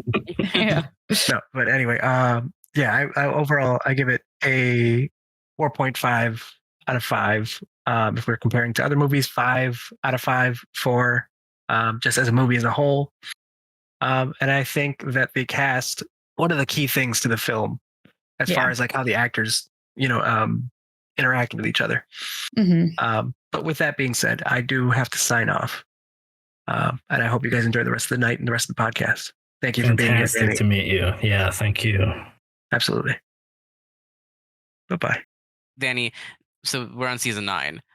I think every season there's been a reference to how I've never seen Lord of the Rings up until this point, and everybody wants to know what the hell I was like, what my opinion is, because I really was putting it off. I never wanted to see it. I don't like fantasy. Like, fantasy is just not my thing. Which is interesting because you like D&D. Yeah, I like the concept of D&D, not the fantasy aspect of D&D. So like, it doesn't have to be fantasy themed D&D. It can just. I see. Okay. Yeah, like the campaign I was gonna run wasn't even gonna be like fantasy style. It was gonna be like a sci-fi ice planet. It's like a Star Wars meets Dead Space kind of thing. Okay. That's what I was gonna go for when I ran my campaign, but I digress. I'm not really into fantasy. I don't like swords and medieval stuff. There's not a lot of magic is kind of low on my things. That's why I didn't like Harry Potter. Makes sense. Well, you liked it. It just wasn't your thing. No, it just wasn't my thing. Yeah, that's fair. Wizards and wands. However, this Lord of the Rings is not. I don't think it's bad. It's good. It's a solid movie. I gave it like a 4 out of. I gave it a 4 out of 5. I know. I saw on Letterboxd. I got excited. And I looked. I didn't give it a 1 out of 5, guys. Calm down. Okay. But yeah, I gave it a 4 out of 5. It's a good movie. I think the casting is excellent. I think obviously the special effects. I didn't go into it knowing any of the special effects or anything that they did for the movie. I kind of knew like generally of being like, oh, they did some crazy stuff, but they didn't use green screen. That's all I kind of knew. I never really looked into like specifically what they did until now. They did. And they you're just used other stuff too. Yeah, you're There's like a lot of blue screen in that movie. To be fair. Not as bad as The Hobbit, but yes, exactly. It did exist. Yes. It didn't make Ian McKellen want to quit. That's what the level is. Yeah, that's when you know. That's when you know there's too much. He's stuck in his little green prison. But yeah, I think the casting is great. I think everybody is fantastic in the roles. They all are very believable. So I think one of the things is hard to always get into is people being believable in such fantastical roles. But Ian McKellen as Gandalf, a wizard.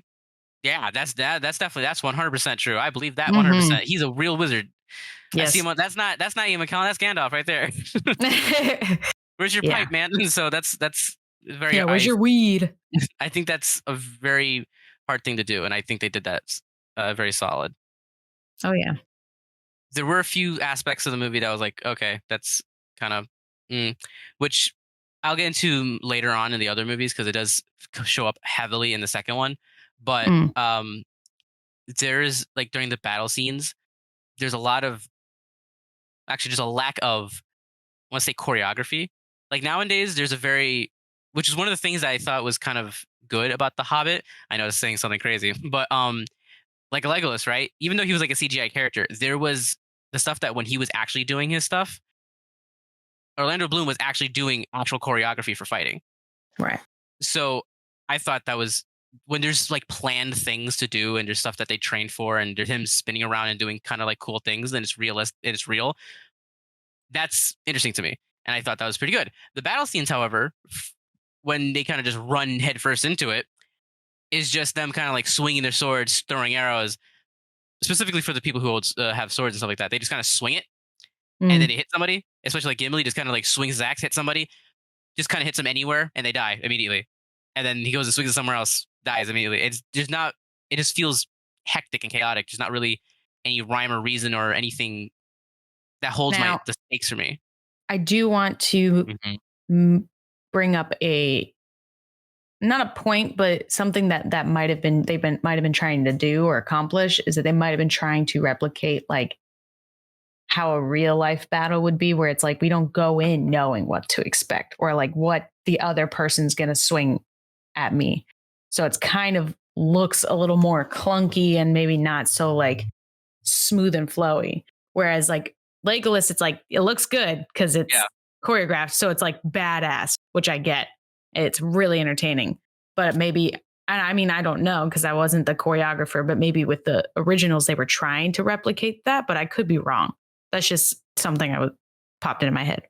I think, no, it was more of just how every battle scene in the movie kind of just looked the same with a different background. It was like, oh, this battle's happening in the woods. You say about number 3? No. What? Okay. I was going to say, are you saying that too about number 3? Because number 3's got some interesting. No, it's kind of specifically this movie that has that. Okay. But then that's fair. Some of the aspects. And the second one. Yeah, but like specifically this movie, it's a lot of the battle scenes kind of like mesh together, and so the background kind of changes. So it's like a battle in the woods, then the battle on a mountain, and then a battle over here. And it's like if you were to put like all the scenes together, you could think they were all like one battle, and that's kind of just what I'm saying, like chaotic and clunky. But that's just one of the things I had against it. I can't even comprehend experiencing these movies for the first time. Isn't that crazy? In like now, like, I mean, this just, I appreciate everything you're saying. It sounds like, 2023 brain talking, with everything that we've gotten as a result of these movies existing. I wish I could like experience, them not with the feeling of like they are what started everything and everything else came after. But so it's fascinating to hear. It really, really is. Because when you think about it, he saw The Hobbit first. I did. I saw The Hobbit first. And then he saw Lord of the Rings. That's wild. That's wild. I know. I just want to point wild. out, you could probably hit me with an axe anywhere and I would die. Be real, but yeah. It is wild. When he said he had never, did you know anything about? Same with Harry Potter, right? You didn't know anything really about Harry Potter. You knew some of the spoilers. I mean, yeah, I knew some. I knew the spoilers to Harry Potter because I was on Tumblr back in the day, so I read all the Potterheads were everywhere. But no, Harry Potter, I knew most of kind of some of the stuff in there. Lord of the Rings, I knew some of the stuff. I just never like saw the movies or anything like. I think growing up with Lord of the Rings and Harry Potter is also a big part of what sort has of us tied so close. Well, it gets a lot of people into fantasy. Like those are the things that get people into it. So if if you say that you're not a huge fantasy fan and you didn't see either of these franchises or read these franchises, I assume you didn't read them if you didn't see the movies. Yeah. Your assumption is correct. Then, it tracks is basically what I'm saying.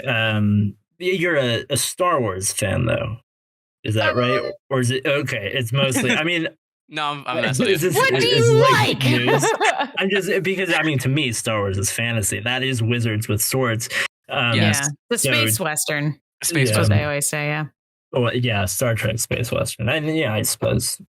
But anyway, it's all making sense. Yeah, because I never grew up watching any of the Harry Potters or Lord of the Rings, so I just kind of never fell into that kind of stuff. But yeah, to be honest, I would say Star Wars and Harry Potter are kind of like neck and neck, and Lord of the Rings is like right there too. Like they're all kind of like marginally in the same area. I would say same. I feel like I know the most about Star Wars just because I think that was the first like nerdy thing I was introduced to because my sister was like, you have to watch these movies. And she made me watch all of them. So I think I just had that experience for a lot longer. And then it was Lord of the Rings, I think shortly after. And then Harry Potter was actually more recently. So I know very little about Harry Potter other than what I've seen in the movies.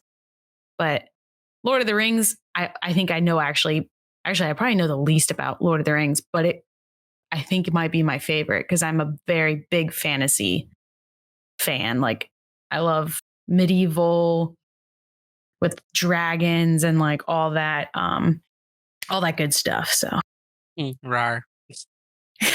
Yeah.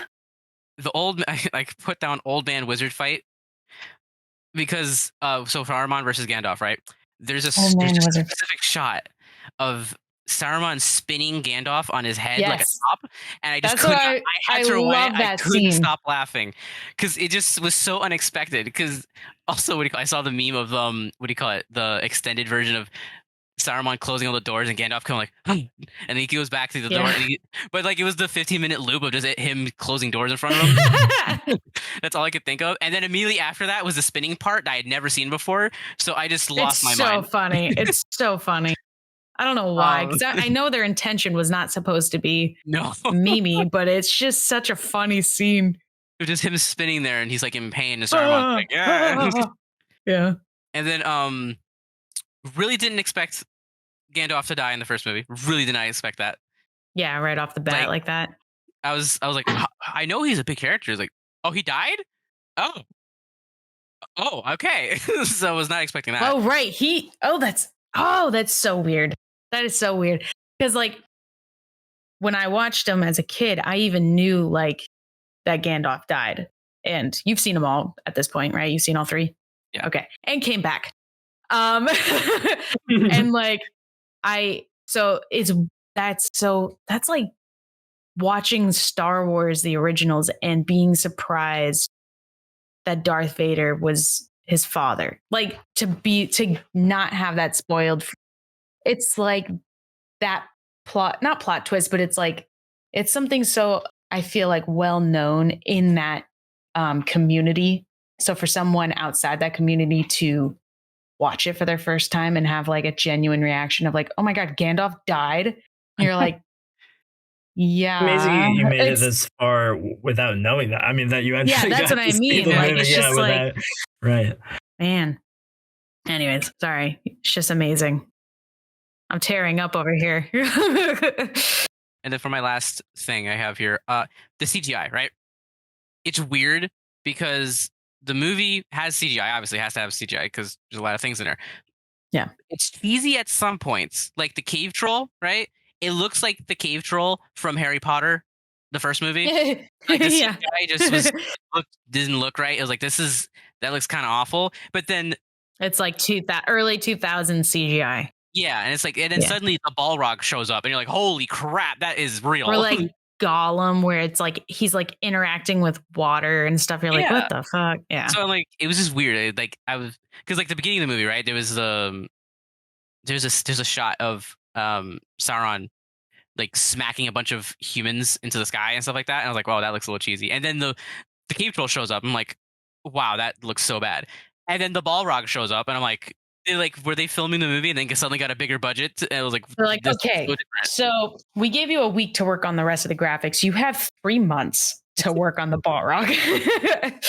that scene though with Sauron sweeping that crowd, that was a big deal though, because that was a piece of software they developed to generate that many figures in digital space that had like basically individual behavior in essence. Like they weren't just copy pasted. It was 100% CGI. You know, you're not seeing identical actions from every single person that you see on the battlefield. And again, it's just one of those things that you know, retrospectively, it's a completely different, I think, appreciation, you know, than what you've never seen before ever back 25 years ago, 20 years ago. Because I do have to respect the fact that like this is. It is not lost on me that time. It was crazy. It is not lost on me that it's for its time. I just, some of the stuff was like, oh, because there's a lot of some of the hype that I did hear about the movie, because there's always hype, was about how the CGI always like stood up the test of time because they use a lot of practical effects and stuff like that. So when I saw, when that opening shot happened, and that was like the first impression, really? Yeah, I was like, oh, this is the stuff that stood the test of time. Like that's it's not that good. It's the stuff that you don't even notice, like the forced perspective stuff, where you're like, you know, where you're like, oh, that's, you know, it's like stuff you don't even know is faked. And I think that's the good part. And I would go, and everything that has been built on the shoulders of everything they did for this movie, all the techniques. We call it George Lucas and I forgot another guy. They pioneered pre-visualization CGI for this movie. They're like the first people to do that. Like without them, we would not have CGI for any movie ever. Yeah. So it's just insane, like the amount of techniques and technical aspects that went into making the movie, and that is not lost on me. And I do think it's a good movie. So yeah, 4 out of 5. There's all my notes. I just have one more question. I mean, Yes. I have a lot of questions that I won't ask, but he'll send in an email. Did you watch the extended cut or the theatrical cut? I was telling him to watch the original and not the extended since it was his first time, but I don't know what he ended up doing. No, so I watched the theatrical cuts. So a lot of fans, from what I explained to, was they're like, oh my God, this is the best movies ever. They have their friends come over and then they watch the extended cuts. And it's like, okay, this is not a good introduction because it's 3.5 hours long. Yeah. I think the best thing was like, I saw a quote somewhere that said, stop forcing your friends to watch 3.5 hours of 5 white guys going up a mountain for 3.5 hours. I was like, okay. Because the reason was that if someone is not into it, like they're not getting it, or they're not just like into it, more of it is not going to help. Exactly. So it was explained to me was, don't watch the extended editions, because if you're not into it, you're just going to end up just hating it even more. Yeah. Where if you watch the theatrical cut, and you enjoy it, then you're like, oh, I want more of this. Now you can watch the extended cut and then enjoy more of it, because there's more to enjoy because you wanted more, not because you have to enjoy more. Which was like, okay, that's why I went to the theatrical cuts first. I definitely think that was the way to go. I mean, obviously it didn't blow you away, so it wouldn't have mattered. But I that is what I recommend to people as well. And when I was a kid, and we had, we had the 3 theatrical editions on DVD, and eventually we acquired the first and the third extended, which was a really big deal. I had no idea that. I was like, movies don't typically do this, and of all the movies to do it, it's like my favorite movie to do it. That's fantastic. But by the time, Two Towers eventually became my favorite of the 3, and that was the one we did not have extended, and it was a very, very long time before I got to see my favorite Lord of the Rings movie extended, which was incredible. But anyway, I think what I'm getting is we brought him on for the wrong episode. Sounding like we should have brought you on for the next one. He's like, I'm not going to say anything about that. Now, so you said, what was it? A 4 out of 5? 4.5? Yeah, 4 out of 5. 4 out of 5. Okay. That's pretty good. I'm going to be rating spoilers. I'm going to be rating the original trilogy much higher than The Hobbit. And most of that is based purely on the care and determination and work that went into the original trilogy, not only in creating the world, first off, because when you think about it, the Lord of the Rings world did not visually exist yet. Whereas The Hobbit had something to go off of, like the Lord of the Rings, they made Rivendell, they made the Shire, they showed you what Balrog looks like, all of that. So for that, I have to give it to them. The CGI, obviously, the lack thereof, I should say, is why I'm giving them a higher rating. Casting, incredible. I just feel like each character, even the more minor characters like Legolas, it's like, who he is, even though he has like 2 lines, who he is, what he's like. Whereas I felt like with The Hobbit, and I'm going to be doing a lot of comparing to The Hobbit, I could not tell you half of those dwarves' names or what their personalities were like. No. Whereas like every single person that is a part of the Fellowship, I can tell you who they are, what they're like. Like, I just felt that the characters were a lot more written out and developed than The Hobbit was. Another thing that I wrote down is that I want a party in the Shire. I want a Shire party. A Shire party? Yes, it looks like. Yes, it looks like so much fun. Fireworks, bunch of beer, some good music, and just like everyone just coming and just having a grand old time. Like, hobbits know how to party. That's all I can say. I also feel like, and it's definitely shown as the movies progress, but I after rewatching it, I never really realized just how underappreciated Sam is in the entire series. He literally carries the story on his back, especially in the third one. He literally carries it. And I think in the first one, he has a much more minor role, but he's still like, you can see that they're developing his character from the very beginning. And I just think he's super underappreciated and needs to be. I think he's better than Frodo. That's my own personal opinion. Could you imagine James Corden? Could you imagine? I forgot about it. Why'd you have to bring it up again? Now, the only cons I really had weren't even really bad. And the only reason that I wrote them, actually, one of them was kind of a plot hole, but we'll get to that in a second. My biggest, it's not even really an issue because, okay, I watched the extended cut version because that's what was on HBO Max. And I noticed that Boromir's character is a lot more fleshed out than in the original version. And there's a certain scene that happens in the beginning when the Fellowship is created, when they're all in Rivendell and everything. And he walks up to the ring and you could tell he's tempted by it. And that's not in the original movie. Isaiah, you could probably attest to that. And I feel like that was kind of something that I wish they didn't include because I enjoyed the original version where it's kind of almost like a surprise that Boromir falls weak to the ring later on in the movie or later on in the franchise. And that kind of foreshadowing just kind of ruins that same impact that you get with the original. So that was something that I kind of wrote was like, it didn't really need that. Could have probably nixed it and made a different scene included in the extended version, but I don't know. Maybe that's my own personal opinion. I don't know if you guys agree or disagree with that. I don't know. Isaiah can't really. Yeah, but someone did what we call it? There's Cosmonaut Variety Hour on YouTube. Yeah. Big reviewer. Classic.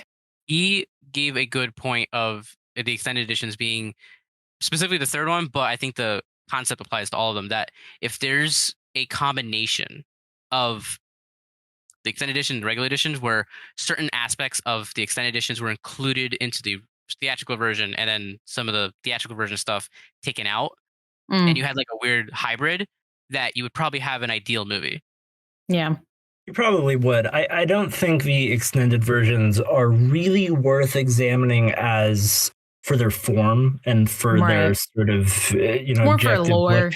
It really is. It's for you love it and you want to be immersed in it for a long period of time and get as many details as you can. And you're not looking at the big picture when you've seen it 100,000 times already. Yeah. You're in it for every little moment because you already know what the structure is and you know what the trajectory of things are. So you're not necessarily thinking about whether a scene, the payoff, because you know what the payoff is. I mean, I think that your point, Beth, about a scene like that is a really good point when thinking about it as what the movie does well or not well from a storytelling perspective as a movie. But I would, as a person who just wants to watch Lord of the Rings, I would never ask for a scene to, disappear. Right. No, I think that's a good point. And that's why it's, the extended version, I guess. If I had to compare, I think in that particular part of the story, I would lean towards the original, though, versus the extended, just for my own pure enjoyment of the shock factor.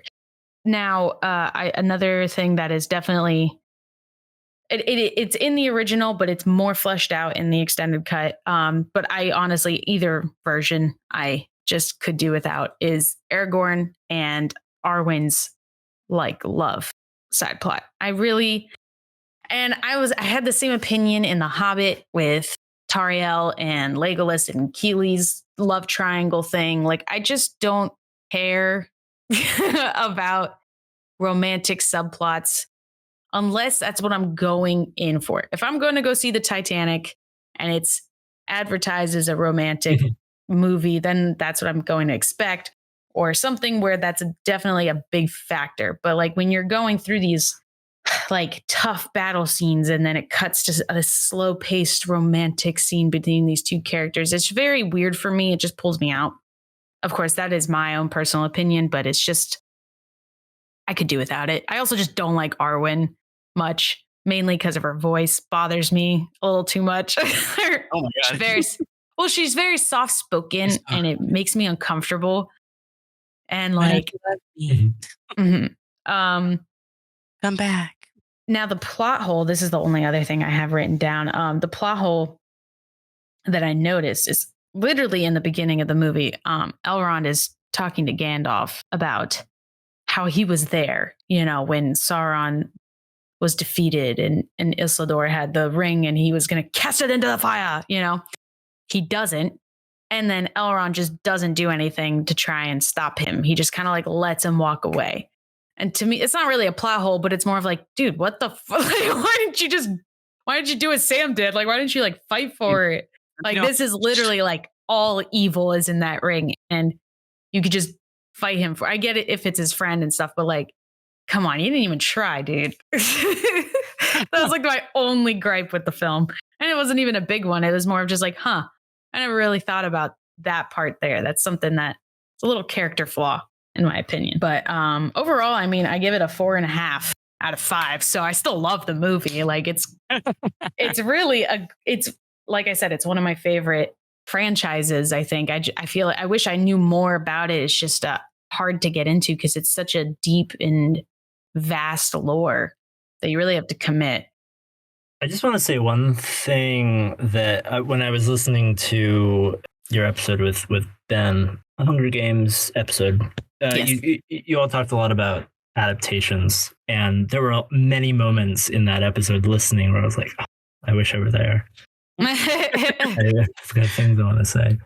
And something that was on my mind the whole time was Lord of the Rings, because you were talking about you were all talking about The Last of Us, and the unique thing about The Last of Us, or about video game adaptations compared to book adaptations, is that the visuals exist. And when you create the film or the TV show, you have that to go off of that you don't have with books. What's astonishing about Lord of the Rings, this is something I've talked a lot with my dad about, and it's not something that I've asked a lot of other people who have read the books, whether this is true for them. My understanding is that it is largely true. Tolkien was so specific and so detailed and thorough and vivid that when those movies came out, everyone who watched them, who had grown up on the books, reacted with this feeling of, that is exactly how I imagined it. And it was like almost a shared dream that maybe no one even realized, that while every individual person reading the book is having this visualization, that visualization is just this, how do you ask somebody else, how do you envision this, until you actually see it? But you're all feeling the same thing and experiencing the same thing. And then you go see the movie, and Peter Jackson is one of those people who read the books and had this imagination that was like so many other people's understanding of the way things looked. And so then it was just this perfect, near perfect visual depiction of what everyone had in their brains. And that is something, that's a feat in itself. Yeah, it really is. And I mean, that's something that you can only accomplish if the source material provides that, which is why the new show didn't do great, because they had such limited stuff to work with, because Tolkien. Oh, the Lord of the Rings show. That's a whole nother episode alone. No. I didn't even finish it. I watched about half of it, I think. But anyways, before that becomes a whole thing. Thank you, everyone. for listening to today's episode. And thank you again, Danny, for joining us on our first episode of the Lord of the Rings original trilogy. Sorry we didn't have you on for the next one. Why don't you tell the listeners where they can find you? Yeah, if you're interested in watching videos about movies, I'm on YouTube. The channel is called CinemaStix. That is CinemaStix with an X, one word. And I'm Danny Boyd. Easy enough. Easy to remember. But yeah, definitely go check out his YouTube. And he makes great video essays if you haven't found out already. Also, be sure to follow us on social media at Silver Screen Sips. And our listeners episode is coming up soon, and we have some special guests on for that episode as well. So be sure to email us your Disney-themed movie suggestions, because it's going to be a Disney-themed listeners episode. So email us at silverscreensips@gmail.com. And we'll see you guys next week with The Two Towers. I've seen Lord of the Rings. Congrats, everyone. Yeah, we won.